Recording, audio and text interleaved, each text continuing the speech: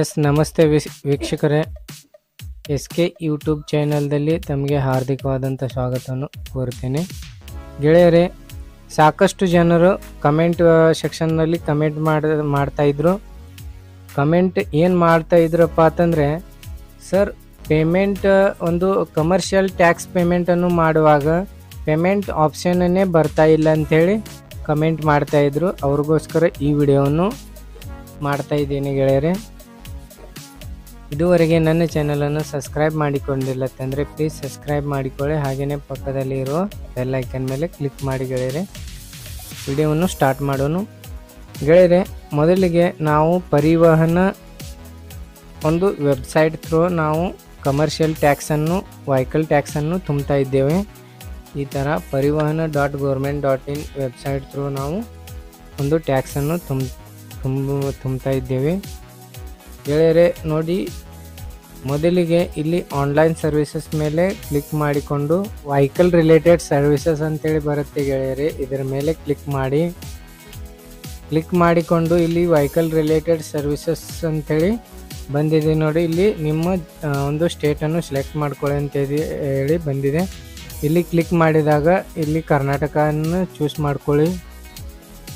Select RTO ಮೇಲೆ click ಮಾಡಿ ಇಲ್ಲಿ 28 ಅಂತೇಳಿ ಹೊಡಿತಾ ಇದ್ದೇನೆ.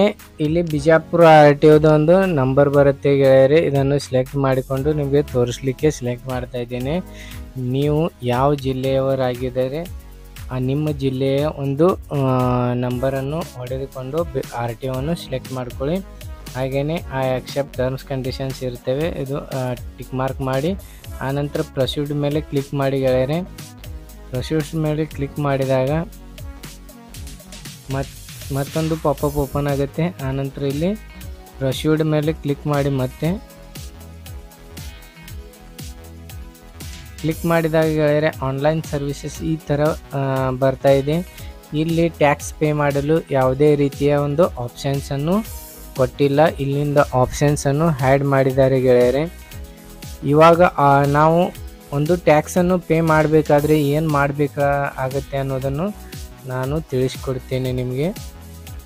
ಗೆಳೆಯರೆ, ನೀವು ಬ್ಯಾಂಕ್ದಲ್ಲಿ ಹೋಗಿ ನಿಮ್ಮ ಟ್ಯಾಕ್ಸ್ದ ಒಂದು ಅಮೌಂಟನ್ನು ನೀವು ಬ್ಯಾಂಕಿಗೆ ಹೋಗಿ ಬ್ಯಾಂಕ್ದಲ್ಲಿ ಡಿಪಾಸಿಟ್ ಮಾಡಿಕೊಂಡು ಅಲ್ಲಿದೊಂದು DD ಅನ್ನು ತಕ್ಕೊಂಡು ನೀವು ಒಂದು RTO ಆಫೀಸ್ಗೆ, ನಿಮ್ಮ ಹತ್ರ ಇರುವಂಥ RTO ಆಫೀಸ್ಗೆ ಹೋಗಿ ನೀವು DDಯನ್ನು ಕೊಟ್ಟಿದಾಗ ಮಾತ್ರ ಈಗ ನಿಮ್ಮ ಟ್ಯಾಕ್ಸನ್ನು ಪೇ ಆಗುತ್ತೆ. ಇಲ್ಲತ್ತಂದರೆ ಆನ್ಲೈನ್ ಟೋಟಲಿ ಬಂದ್ ಮಾಡಲಾಗಿದೆ ಗೆಳೆಯರೆ. ಅದಕ್ಕೋಸ್ಕರ ಇಲ್ಲಿ ಯಾವುದೇ ರೀತಿಯ ಆಪ್ಷನ್ಸನ್ನು ನಿಮಗೆ ಬರ್ತಾ ಇಲ್ಲ. ಇದಕ್ಕೆ ನಾನು ಒಂದು 10-12 ದಿನ ವೇಟ್ ಮಾಡಿದ್ದೆ. ಇನ್ನು ಮುಂದೆ ನಿಮಗೆ ಆನ್ಲೈನ್ ಆಪ್ಷನ್ ಸಿಗಂಗಿಲ್ಲ. ನೀವು ಆಫ್ಲೈನ್ನೇ ನಿಮ್ಮ ಒಂದು ವಾಹನದ ಟ್ಯಾಕ್ಸನ್ನು ಪೇ ಮಾಡಬಹುದು ಗೆಳೆಯರೆ.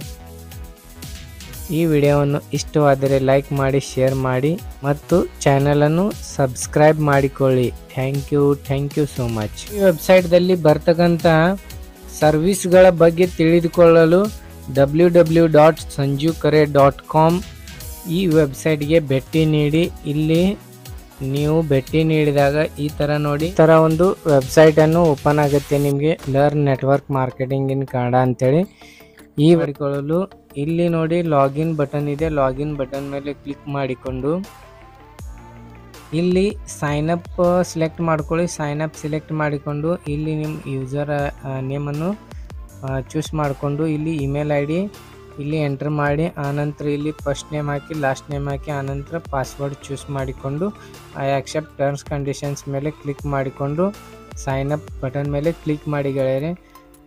ಕ್ಲಿಕ್ ಮಾಡಿದಾಗ ನಿಮ್ಮದೊಂದು ಈ ವೆಬ್ಸೈಟ್ದೊಂದು ಲಾಗಿನ್ ಪೇಜನ್ನು ಓಪನ್ ಆಗುತ್ತೆ ಗೆಳೆಯರೆ. ಲಾಗಿನ್ ಪೇಜನ್ನು ಹೇಗೆ ಓಪನ್ ಆಗುತ್ತೆಪ್ಪ ಅಂತಂದರೆ ಅದಕ್ಕೆ ಆ್ಯಕ್ಸೆಸ್ ಕೊಡಬೇಕಾಗುತ್ತೆ. ಆ್ಯಕ್ಸೆಸ್ ಕೊಟ್ಟ ನಂತರ ನಿಮಗೆ ID ಪಾಸ್ವರ್ಡ್ ಬರುವಂಥದ್ದು. ID ಪಾಸ್ವರ್ಡ್ ಬಂದಾಗ ಮತ್ತೆ ಇಲ್ಲಿ ನೀವು ಲಾಗಿನ್ ಮೇಲೆ ಕ್ಲಿಕ್ ಮಾಡಿ. ಲಾಗಿನ್ ಮೇಲೆ ಕ್ಲಿಕ್ ಮಾಡಿದ ನಂತರ ಇಲ್ಲಿ ಯೂಸರ್ ನೇಮ್ ಆನಂತರ ಪಾಸ್ವರ್ಡ್ ಹಾಕಿಕೊಂಡು ಇಲ್ಲಿ ಸೈನ್ ಇನ್ ಮೇಲೆ ಕ್ಲಿಕ್ ಮಾಡಿ. ಕ್ಲಿಕ್ ಮಾಡಿದಾಗ ವೆಬ್ಸೈಟನ್ನು ಓಪನ್ ಆಗುತ್ತೆ ಗೆಳೆಯರೆ. ಅಲ್ಲಿ ಹೋಗಿಬಿಟ್ಟು ನೀವು ಭೂಮಿ ಒಂದು ವೆಬ್ಸೈಟ್ದಲ್ಲಿ ಬರ್ತಕ್ಕಂಥ ಎಲ್ಲ ಸರ್ವಿಸಸ್ಗಳ ಬಗ್ಗೆ ತಿಳಿಸಿಕೊಡಲಾಗಿದೆ. ಅಲ್ಲಿಂದ ನೀವು ಆ ಒಂದು ಸರ್ವಿಸಸ್ಗಳ ಬೆನಿಫಿಟ್ಸನ್ನು ಪಡೆದುಕೊಳ್ಳಿ ಗೆಳೆಯರೆ. Thank you so much.